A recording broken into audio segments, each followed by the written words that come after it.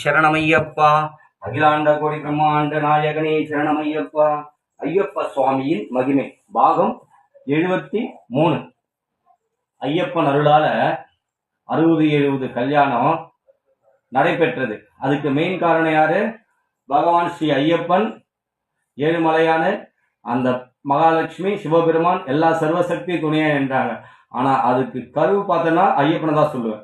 ஏன்னா குலதெய்வம் பச்சையம்மனை கூட சொல்லுவேன். ஏன்னா இவங்க அருளால இது நடக்குது. அப்ப அங்க மெயின் அங்க யாரு உட்காரணும்? பகவான் ஐயப்பன் உட்காரணும். அப்ப அந்த இடத்துல ஒரு பூஜை நடக்கணும். அப்ப அந்த இடத்துல விடிய காலம்புற 2 மணிக்கு ஏஞ்சி பகவானுக்கு தனியா மாலை எல்லாமே ரெடி பண்ணி பகவான் ஐயப்பனை மண்டபத்துல ஐயப்பனை ஜோடிச்சு 18 படியோட பகவான் அங்க உட்கார வைக்கிற.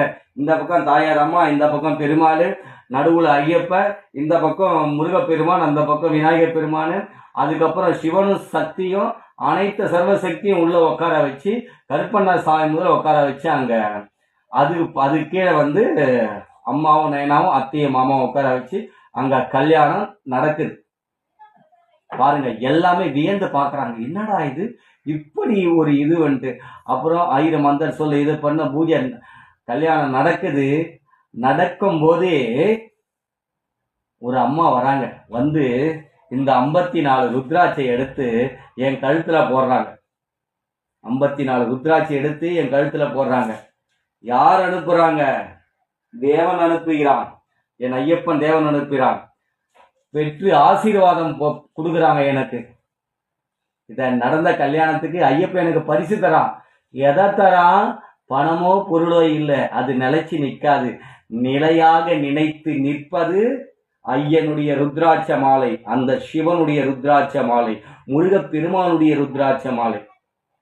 ஓகேவா? அந்த ருத்ராட்ச ஐயப்பா என் கழுத்துல பரிசா போடுறான். யாருமே எனக்கு அதை நடத்தின உடனே பரிசாக யாருமே எனக்கு இது பண்ணல. ஆனால் பகவான் ஸ்ரீ ஐயப்பன் பரமாத்மா தன் பிள்ளைக்கு அவன் கழுத்தில் அணியப்பட்ட ருத்ராட்ச மாலையை தன் மகனுக்கு பரிசாக அனுப்புகின்றான். பாருங்க, உடம்புல சக்தியை கொடுத்து நடத்த வைக்கிறதும் அவனே. அதை நடத்தி வச்சவனே தான் பிள்ளை என்ன பண்றான், நம்மளை மறந்துட்டானான்னு யோசிக்கிறான். அவனுடைய பிள்ளையாச்ச நான் எப்படி அப்பனை மறப்பேன்? நானா நன்றி கேட்டவனா? சொல்லுங்க பாப்போம். அவன் ரத்தத்தில் ஊறியவன் நான். என் ஐயப்பனால் நடைபெற்ற கல்யாணம். அப்ப என் ஐயப்பன் இல்லாட்டினா அந்த கல்யாணம் கிடையாது. அப்ப ஐயப்பனை உட்கார வை. அங்க ஐயப்பனை உட்கார வச்சு அங்க கல்யாணம், அவருடைய அருளால கல்யாணம் நடக்குது. ஐயப்பனுக்கு கல்யாணம் முடிஞ்சு பூஜையே நடக்குதுங்க. நம்ம ஐயப்பன் பூஜை எப்படி கார்த்திகை மாசம் மகர ஜோதி பூஜை நடக்குமோ அதே மாதிரி ஐயப்பனுக்கு கல்யாணம் முடிஞ்சு பூஜை நடக்குது. எல்லாமே பூஜையில உட்காந்து கேட்கறாங்க. பாருங்க, ஐயப்பனோட மகிமையை பார்த்தீங்களா? அந்த ஸ்ரீ பரமாத்மாவோட மகிமையை பார்த்தீங்களா? எல்லாமே அவரு தான். நான் எதுவுமே செய்யல. செய்ய வச்சது அவனே, செய்ய வைக்கிறதும் அவனே. அப்ப அவர் அருள் இருந்தா மட்டும்தான் அங்க எல்லாமே செய்ய முடியும். அப்ப பகவான் அவனுடைய போட்டோல எல்லாம் வர வச்சு என்ன ஆசீர்வாதம் பண்ணணும், அவங்கள ஆசீர்வாதம் பண்ணணும், மற்றவங்கள ஆசீர்வாதம் பண்ணணும். இறைவன் தீர்மானிச்சுட்டான். இறைவன் தீர்மானிச்சுன்னா யாராலையும் எதையாலும் தடுக்க முடியாது. அதான் சொல்லுவாங்க, இறைவன் கொடுப்பதை எவனாலும் தடுக்க முடியாது.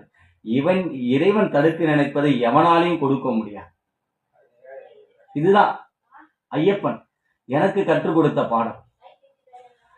அதனால ஐயப்பனை சொல்ல வார்த்தைகள் இல்லைங்க. அதனால்தான் ஒவ்வொரு பாகம் சொல்லும் போது ஐயப்ப சுவாமியின் மகிமை பாகம்.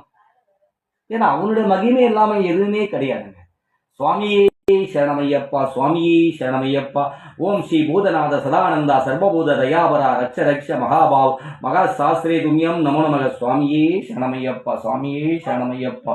வாழ்க வளமுடன், வாழ்க வளமுடன். சுவாமியே சரணமையப்பா. குருவே துணை, குருவே துணை, என் ஐயப்பனே துணை.